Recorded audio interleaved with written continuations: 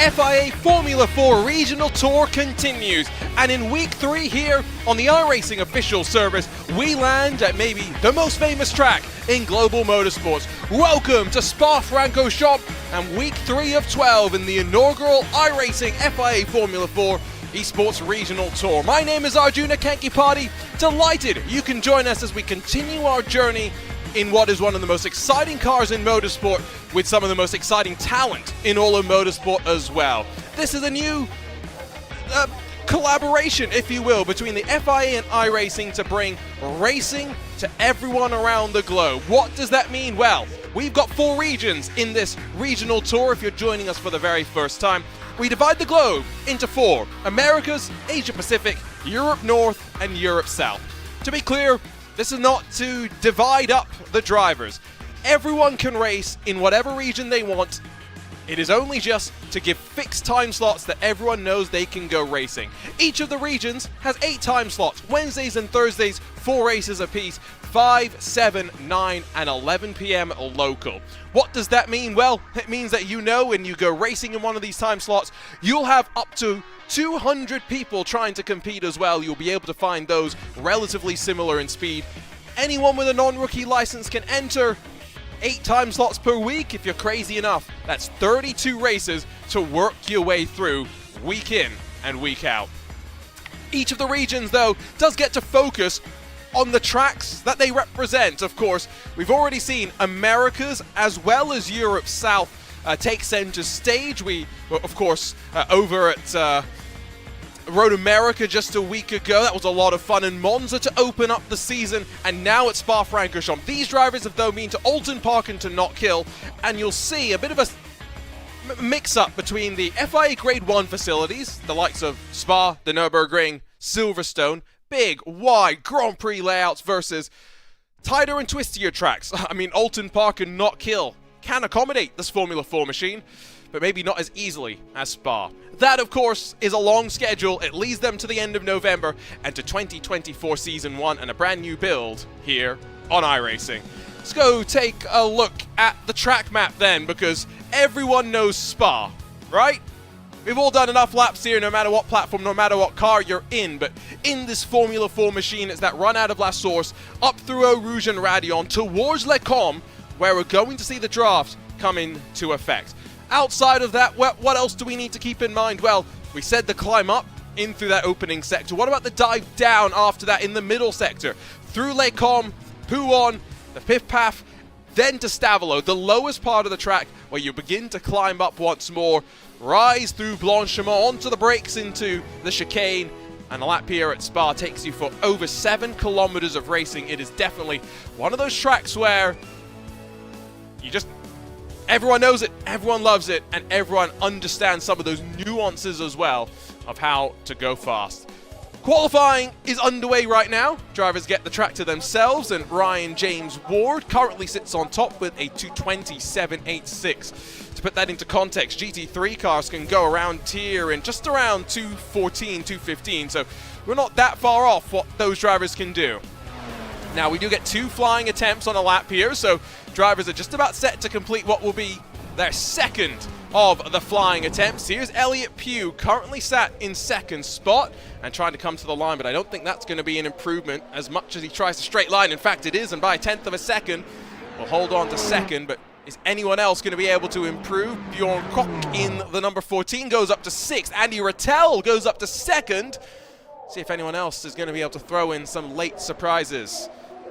Gian Garrity momentarily into the top 10. Carl Mitchell jumps to 8th. Daryl De Leon goes to 9th as Carter Lundy jumps up to 2nd, but no one displaces the man currently sitting on top, Ryan James Ward, who seems like, with the seconds ticking away and no one on a lap that's going to be counted, qualifying is done and dusted.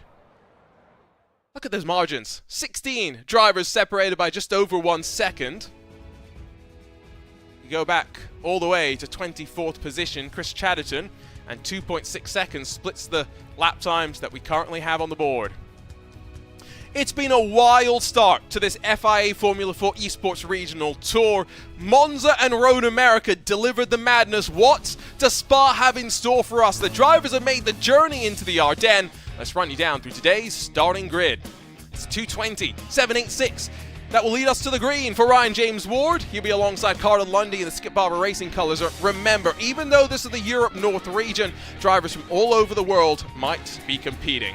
Andy Rattel, Elliott Pugh, side by side on row number 2 with Will Orden and Deegan Fairclough in the Rocket Formula 4 colours on the outside of row number 3. Bjorn Koch and then Luca Becker share row 4 with Daryl DeLeon and then Carl Mitchell through the edge of the top 10. Istok Greco and then Ben Franklin, 11th and 12th positions, 13th and hopefully not unlucky 13th for Gian Garrity, and then the 15 ZY in 14th spot.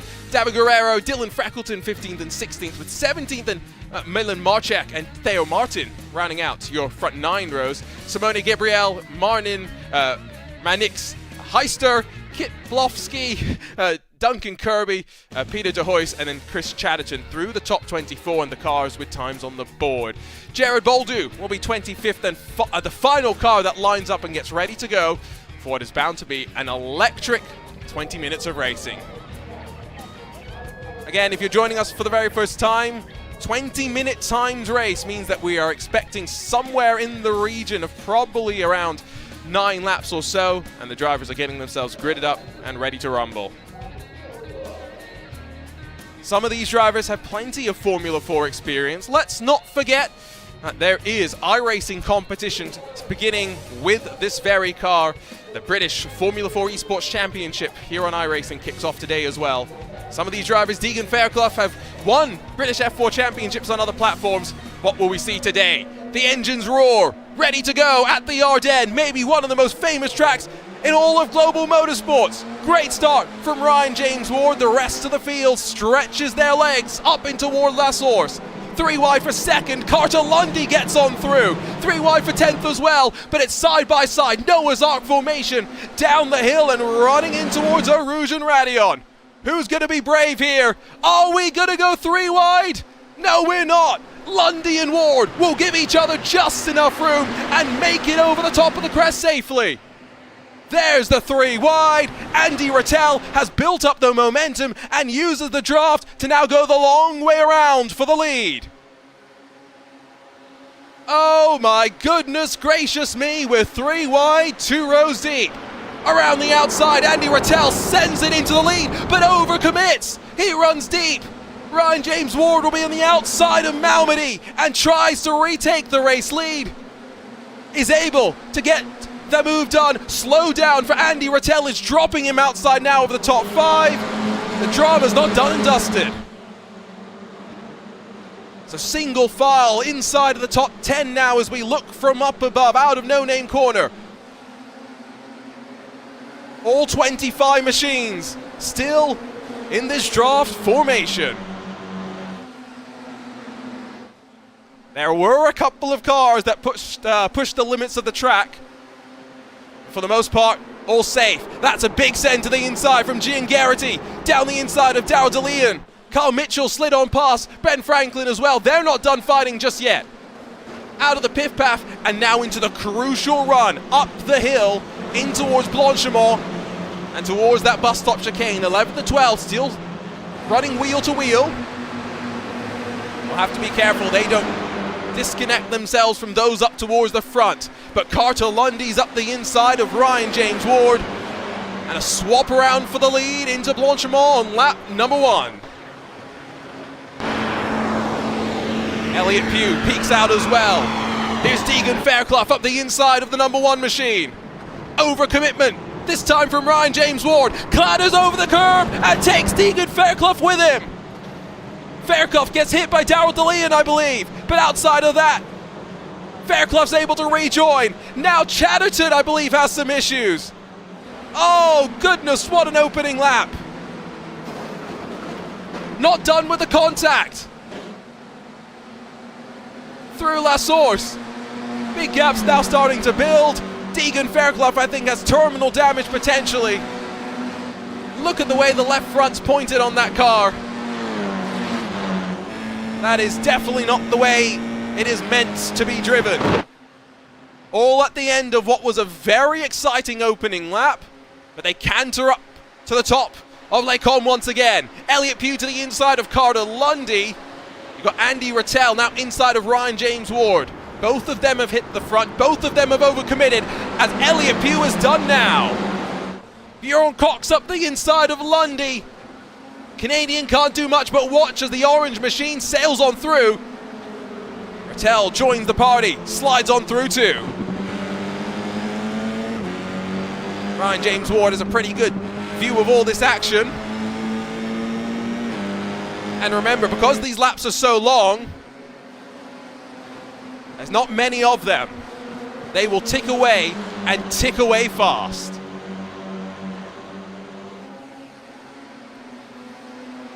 Things are calming down slightly. I saw both Ryan James Ward and Bjorn Koch in the YouTube chat saying hello to us. Hopefully not trying to keep eyes on the broadcast while racing as well. That would be suboptimal, to say the very least. Running wide once again. Good thing about limited laps here means that we're not going to be too worried about incident numbers either. But let's go back and look at the start. So off of turn 1, you'll see a couple of cars just running wide, but it's a nice, tidy run, all things considered. As in the live pictures, Andy Rattel gets in front of Bjorn Koch. A bit of a swap around now building as we have a 7-car train, 7 machines split by 1 second. Ward on the outside of third. There was contact a lap ago. Deegan Fairclough got caught out. No one loses out on the second time of asking. Let's go back as well as, whoa, big send up the inside from Ryan James Ward. Slides on through past Bjorn Koch, and Carter Lundy has kept it out of the wall just about. I heard Deegan Fairclough peel his car onto pit lane, but as they're side by side up the Eau Rouge and Radion, look at this formation at the end of that opening run into Les Combes. Just running wide did Andy Rattel, and it was unfortunately never really going to end well for him. Fortunately, no one else got caught up in that one. Third lap, 2 cars now stretching the way. Elliott Pugh and Andy Rattel may have been bump drafting at the top of Les Combes. And now Bjorn Koch gets squeezed onto the grass by Ryan James Ward. 7 has become 2 plus 7. 3rd through 9th still running in a queue. The likes of Ben Franklin, Carl Mitchell have joined the fun. Luca Becker gets past Bjorn Koch, who's gone from 3rd to 7th in the space of half a lap.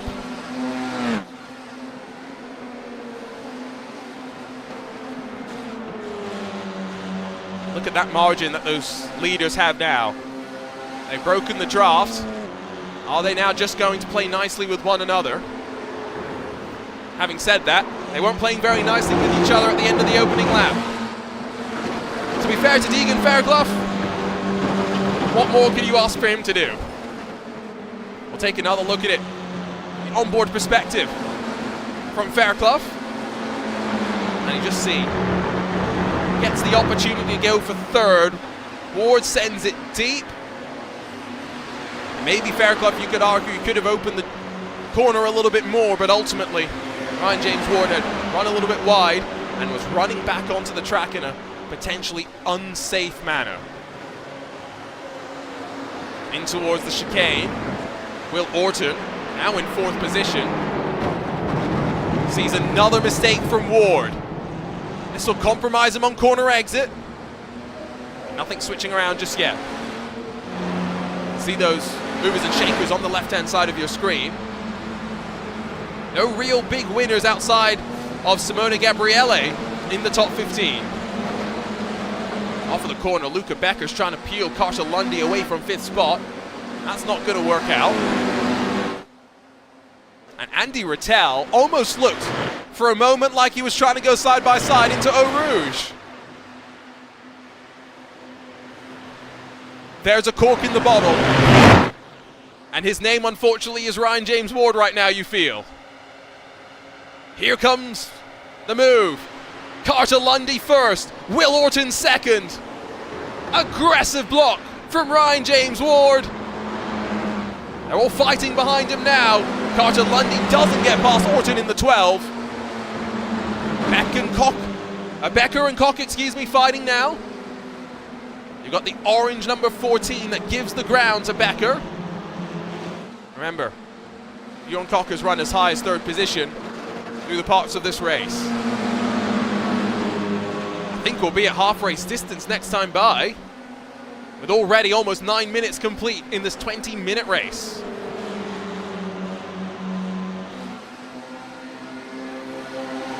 Great shot as the cars compress down at the exit of Pouhon.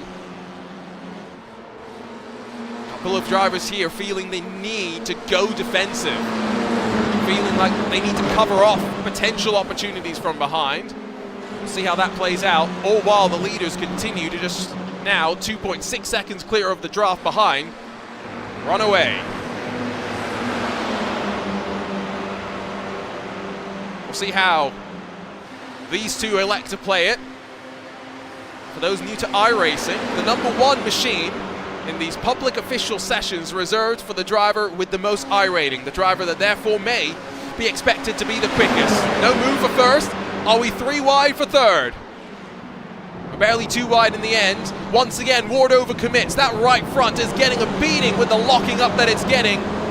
And Will Orton with the switchback gets the momentum, and now forced on the outside, rising to La Source. Carter Lundy has a great view as Orton tries to switch back, but finds the Canadians sat on the apex of turn 1. Fights up here, fights behind, fights everywhere you look. Don't blink. Yes, the cars may be virtual, but the racing, you better believe, is real.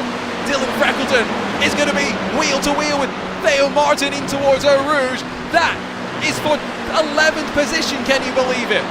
Meanwhile, for a podium spot, 3 abreast once more. Orton the long way around, and Carter Lundy in the middle is going to squeeze Orton. Once again, Ryan James Ward is able to hold on. Here comes Bjorn Koch, squeezing past Will Orton. Out of Malmedy, the 12 tries to switch back underneath, has a bit of overlap, has the impetus to throw the car alongside. Here the cars hitting the ground as well, bouncing off the curbs. They are pushing the limits right now. This is wonderful to watch, but you can see just how much that margin continues to grow. This group of cars was 7/10 slower last time around. It is 2 cars in contention for the win.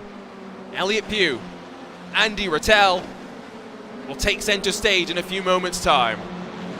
They'll have what I assume is going to be 4 laps to go. Decent amount of time still to run. This second peloton trying to chase them down and getting a little bit separated here as Carter Lundy's finally going to, I think, get in front of Ryan James Ward. Slides across the nose on the exit of Blanchimont. The multicolored machine will look the long way around, but I believe Carter Lundy has finally done enough to be able to hold third, but now feeds the toe to those behind. Will be in a compromised position, sliding up in towards their com. Ryan James Ward doesn't even want to wait that long. Into La Source. Here comes the swap around from Luca Becker and Will Orton. Carter Lundy got a bit scared, jinks to the inside. Luca Becker gets in front of Will Orton as well. Oh, Carter Lundy just avoids running into the rear wing of Ryan James Ward.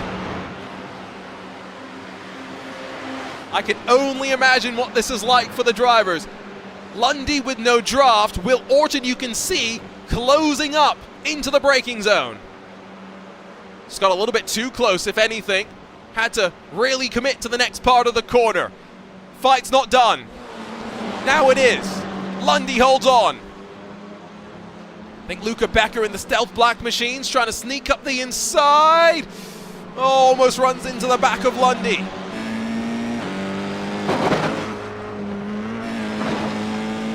Hear how early Ryan James Ward picks up the throttle.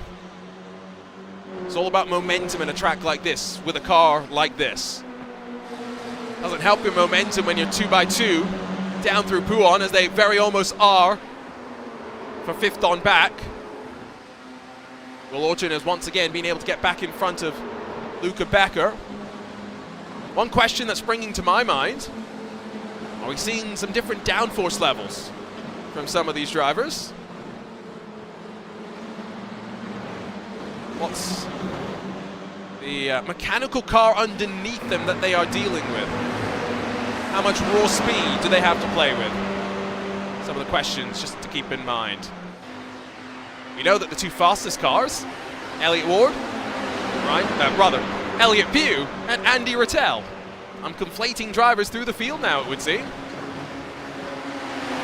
Such has been the madness of this race. Oh, switchbacks, 3 wide and contact. Luca Becker gets turned. Bjorn Koch gets tangled up as well. And a second moment of drama in through the bus stop. Ben Franklin, I think, was the wrecking ball that came out of nowhere.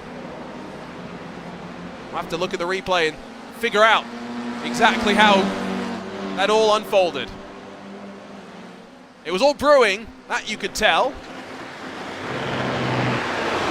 From Luca Becker's perspective, I mean, pretty faultless through all of it. You see the tire smoke, you see the lock, you see Bjorn Koch going around.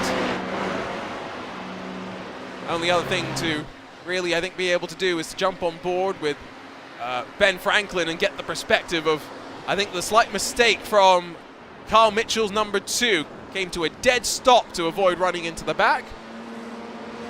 Good accident avoidance there, you'd have to say, in the Alpine Formula 1 colours. Luca Becker continues to drop, by the way, might now have some straight line speed damage with a distinct lack of rear end and rear wing. That's more a drift car than a Formula car now. Best of luck to Luca Becker, who's now got to survive, and in fact won't be able to survive. Pulls to the side, takes the flatbed, back to pit lane. At the front, your eyes don't deceive you. There's a 3rd car, but it's traffic. It's still just Elliott Pugh, Andy Rattel. 1-on-1 at the front. It's as simple as that. If you're watching on RaceSpotTV, let us know who you think is going to come out on top here. And of course, we'll keep an eye on the battle for the final step of the podium as well, because I am sure that these drivers behind Ward, Lundy and Orton will be hoping that the top 2 start to fight as we head towards what will be 2 laps to go. That gap could still be brought on down. Speaking of battling, they're going to fight amongst themselves. Ryan James Ward's going to lose out here, you'd think. Will Orton slides on through, tries to follow Carter Lundy to the outside now into the chicane. Carter Lundy covered the inside, did not allow Ward, and allowed the opportunity for the long way around Will Orton to get up to 3rd. Oh, beautiful stuff. Beautifully executed, but momentum, draft, none of them have it on their side. 3 wide as Lundy backs out and tries to get a good run out of the corner down the hill. And Will Orton has taken advantage and taken a stranglehold on 3rd spot.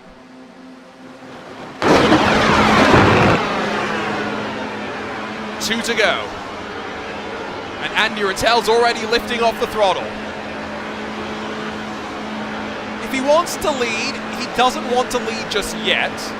He is waiting for the final lap to get things underway. At the very front. Oh, we're underway once again for 3rd. Ryan James Ward tries to stop Carter Lundy, but already alongside the Canadians there in the Skip Barber Racing colours. Now gets squeezed out on corner exit, and here comes Orton. Oh, just lost out on the exit, had to lift off, breathe off the throttle to avoid running into the number 3. Once again, though, his margins now in the pixel range. Let's check out what happened when those margins unfortunately weren't enough, and it's up in towards La Source. David Guerrero unfortunately runs directly into the side of one of his fellow competitors. That was the race done there, I believe, for potentially Duncan Kirby. Other way around, Duncan Kirby's the one that was able to continue. David Guerrero did do the initiate the contact, but somehow was the worst, got the worst of the contact, the worst of the damage. That's beside the buys. One more lap to go, and it's all now as Deegan Fairclough, a lapped car, is in the mix. Deegan is very, very quick.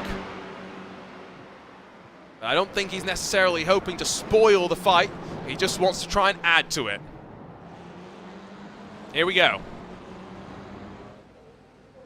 It's 7 more kilometers here, or so, at Circuit Spa-Francorchamps in the Ardennes. And it's 2 at the front that now have it all to do. Andy Rattel tucked up behind. This is the run. This is the opportunity. Down the hill, maximum commitment in towards Eau Rouge.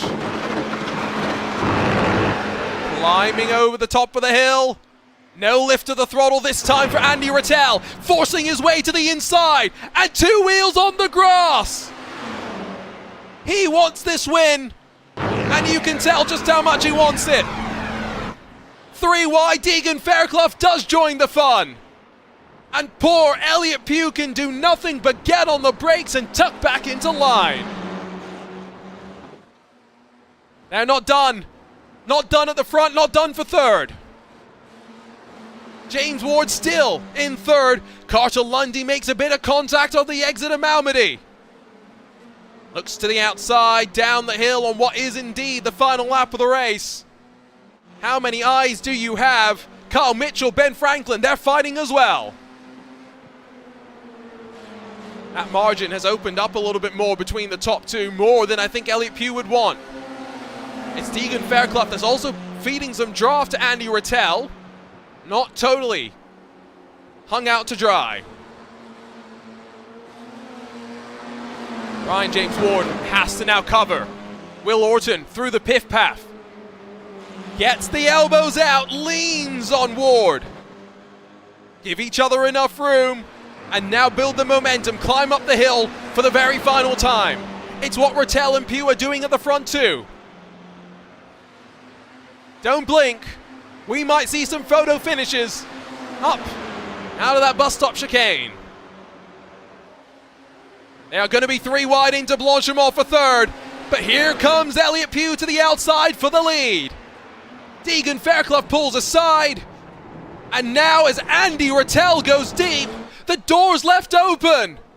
20 minutes of madness at Spa, but Andy Rattel has done just enough to hold on to grab the victory in the FIA Formula 4 Esports Regional Tour. They'll be 3 wide to the line for third. Carter Lundy grabs it by 15 thousandths of a second. You couldn't take your eyes away. Action everywhere, and goodness, there's a reason why everybody loves a bit of Spa. More drivers running their way to the line in close proximity to one another. The rest of the drivers will scamper to the line and finish up what was a rather tumultuous race for some. But Andy Rattel, Elliott Pugh, Carter Lundy, Ryan James Ward, and then Will Orton, the top 5. Boy, what an exciting race the 5 of them had. Some of the other drivers experienced a bit more drama over the course of what was just a 20-minute race. Darrell DeLeon, Chris Chatterton, and Jim Garrity, the final cars that we are waiting to see to come across the line before we can grab a look at your race results. Again, do not forget, British Formula 4 action. Formula 4 Esports action starts today. An exciting grid, some Formula 1 teams, including Aston Martin, joining the grid. It's going to be very exciting to follow along in this very same machine. See how they all get on. They've got a support series as well this year. So make sure you stick around on RaceSpotTV for round number 1 of that championship live from Brands Hatch. All the drivers that have been able to keep control of their cars and stay out of the drama have finished the race. So let's grab you a look at your race results. Andy Rattel Only a tenth and a half clear at the line, but ultimately it was all about when the move was done rather than how often the moves were attempted. Those two ran away and didn't fight until the final lap. Carter Lundy, Ryan James Ward, and Will Orton, well, they scrapped all the way through. Third, fourth, and fifth for them, breaking away from the likes of Carl Mitchell and Bren Franklin due to some issues for some others. Simona Gabrielle, Bjorn Koch, and then Istok Vreko will round out your top 10. Some of those drivers clawing their way on forward. Bjorn Koch dropping back slightly, while Theo Martin, Marnix, Heister, Peter De Hoy, Duncan Kirby, Dylan Freckleton, Gerard Boldu, Kip Belofsky, Daryl DeLeon, Chris Chatterton, Gian Garrity, the rest of your top 20 with just Milan Marcek, David Guerrero, Luca Becker, Deegan Fairclough, and then ZY through the rest of the drivers that we saw took to the start. So that's 3 regions done. Remember, this FIA Formula 4 Regional Esports Tour broken up into the Europe North, Europe South, Americas, and Asia Pacific region. That means we've just got one more left. We've already seen both Europe's and the Americas region. It's time for us in 7 days' time to make our way on over down south and to a track that no longer exists in the real world. It's one of those benefits of iRacing, the fact that we can preserve facilities that no longer exist. Oran Park is an undulating roller coaster of a facility. It's going to be a lot of fun. Can't wait to see what's in store for us, because we know that going to a track like this, where drivers maybe have a little less experience compared to a track like Spa-Francorchamps, it's going to be a wildly different story. Again, the European North region will continue on its way next week. Rodskogen, Zolder, Brands Hatch, Oschersleben, the Nürburgrings, Netterton, Sandford, Silverstone, and Donington all still yet to come in its inaugural 12-week adventure. And boy, if Spa was anything to go by, the caliber of driver was anything to go by, is it going to be a wild ride no matter which of the races that you are in? Because let us not forget, 8 time slots per week, 4 races on a Wednesday, 4 races on a Thursday. If you're crazy enough to do all 4 regions, that's 32 races per week. 32 races. Unbelievable. Just doing the math out loud. 384 races in the entire season if you wanted to do all of them. Not sure if anyone could necessarily do all of that. For now, we bid you farewell. We'll say hello to you once more from Down Under in 7 days' time. But today from the Ardennes, with Andy Rattel on top in what was a wild race at Spa. Thank you so much for joining us on RaceSpotTV. My name is Arjuna Kankipati. We'll see you next time for the FIA Formula 4 Esports Regional Tour.